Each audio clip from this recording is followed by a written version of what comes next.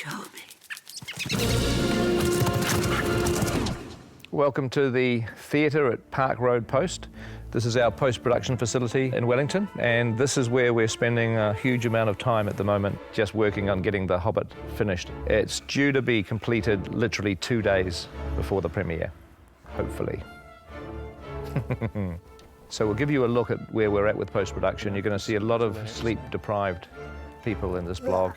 Everyone's working around the clock to get the film finished.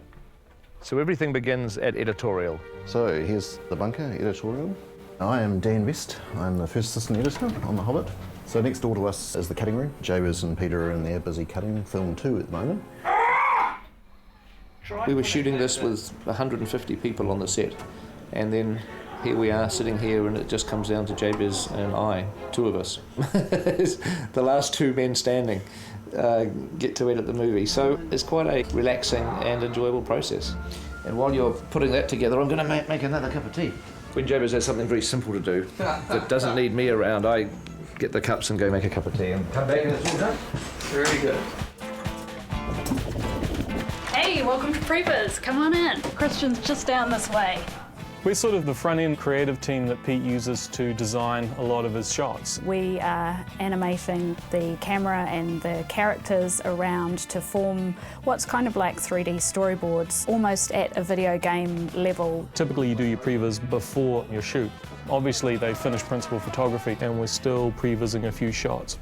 We've just got a shot turned over from Peter. This is what we get from editorial sometimes. Basically we get a blank card that says something like CG wide shot, goblins slowly move torture machines towards the Great Goblin's platform. And we've got to turn this stuff around pretty quickly. There's Christian over here at our previs. We just got a shot turned over that we need some torture machines. Cheers, thanks.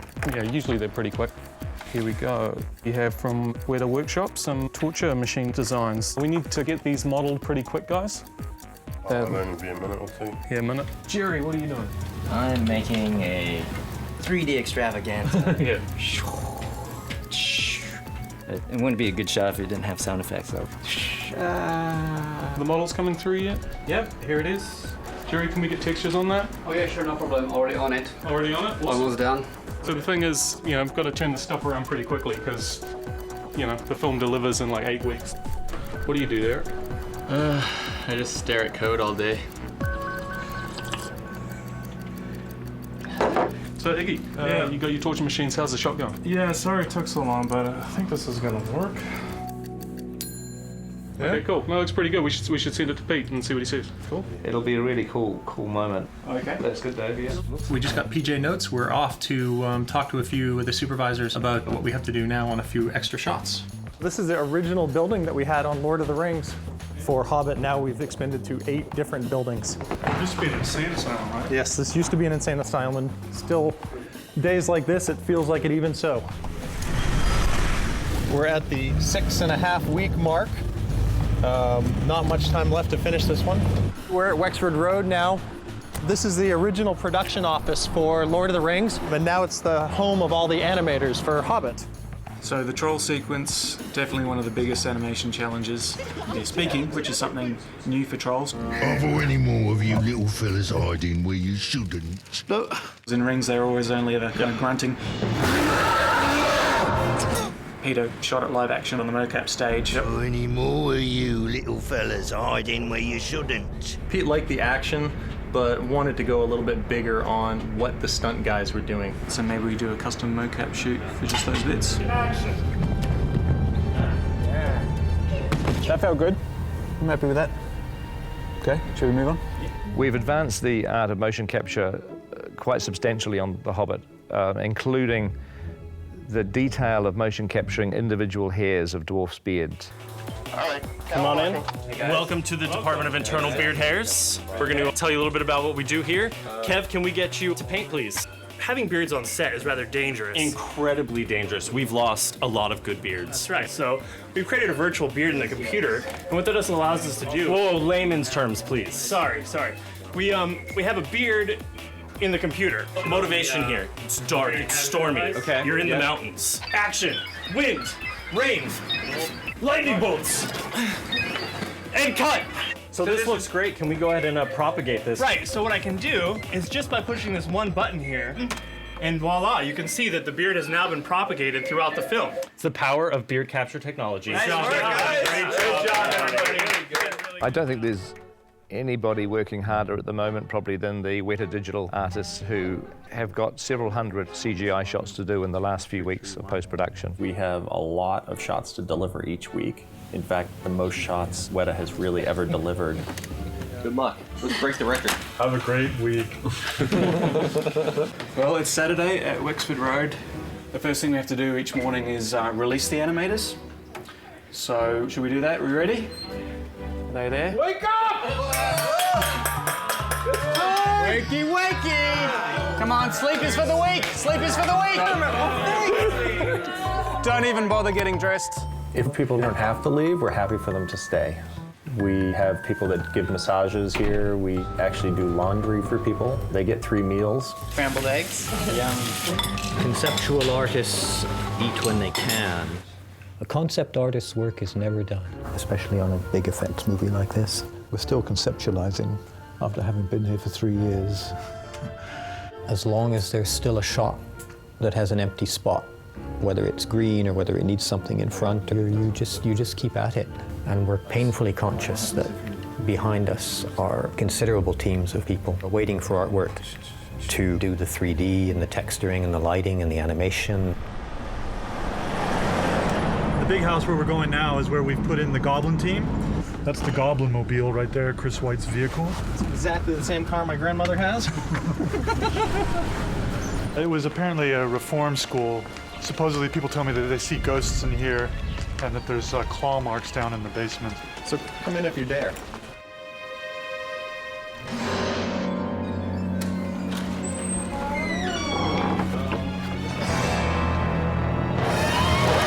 So what Peter was looking for was to create this whole world underground. So we're creating this goblin town with all these different structures and lights and walkways and fires. And so this is some of the work in progress.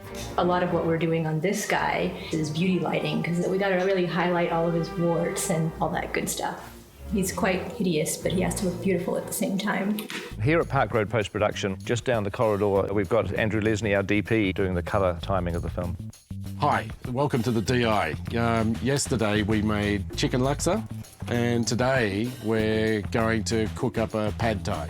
DI is short for digital intermediate. This is part of a process which is called the colour grading. It is like Photoshop for motion pictures. This is the exterior of Bag End. We filmed this shot in Matamata. We didn't have the most ideal weather on the day, but the landscape is still very beautiful, so we actually are just working the original material on this one. Essentially what we do is we start with the raw plate, and then we're building up basically a layered grade, and the result is what you see there.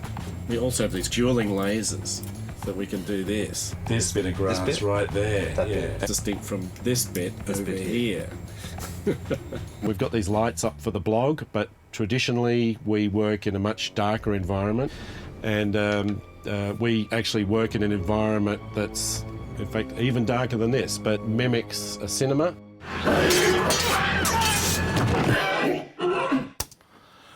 Hi, you're at Park Road Post, and this is where we're doing the sound for The Hobbit. Let's go and have a look.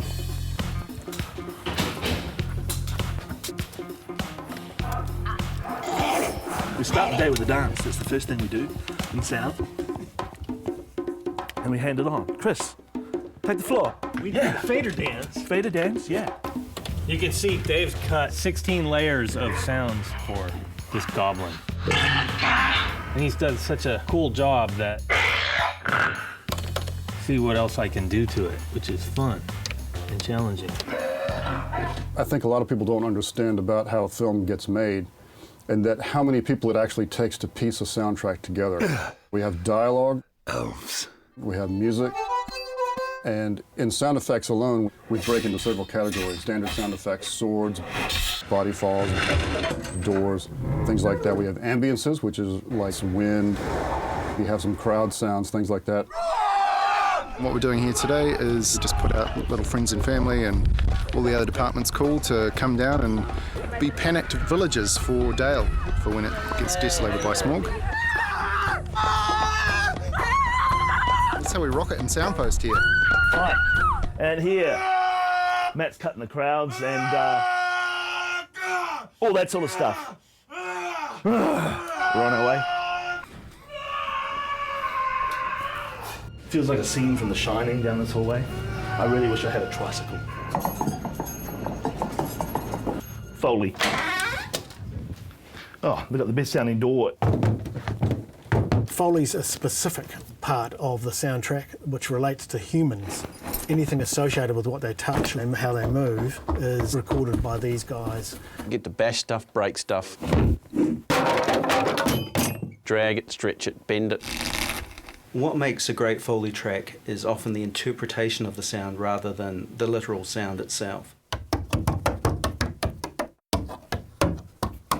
Goblin claws. It's just banjo picks. It makes it very awkward when you go to the toilet in the middle too.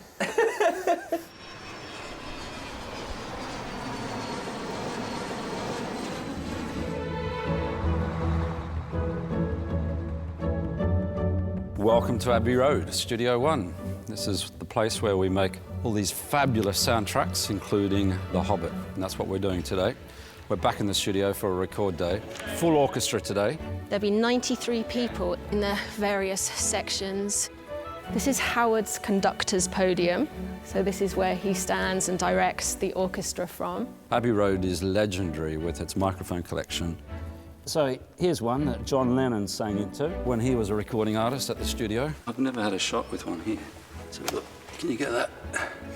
The musicians will see the music for the first time. They don't rehearse it or anything like that. They just turn up, the sheet music is in front of them, and they play. This is rather important to make sure these get onto the podium. Here's the control room. It's a real adrenaline rush to be looking out at the orchestra that we're kind of in control of this fabulous sound.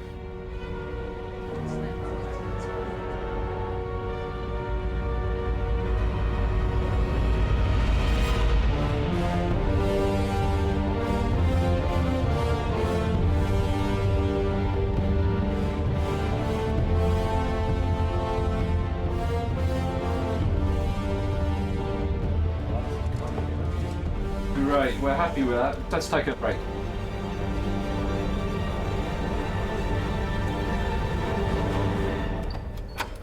Theatre 2, this is the final mix room. This is where it all comes together. Well, look who it is. We all arrive with tons and tons of sounds. Then in the final mix, we have to figure out what sound makes sense and what sound doesn't. You could put a hoarse vocal on the shot to let us know we're there.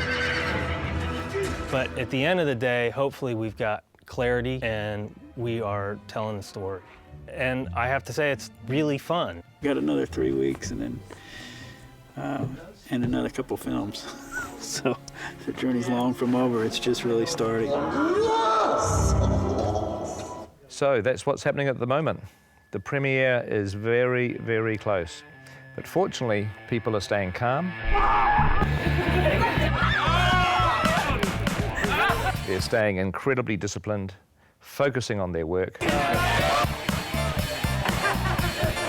We are blessed to have such a sane, sensible team.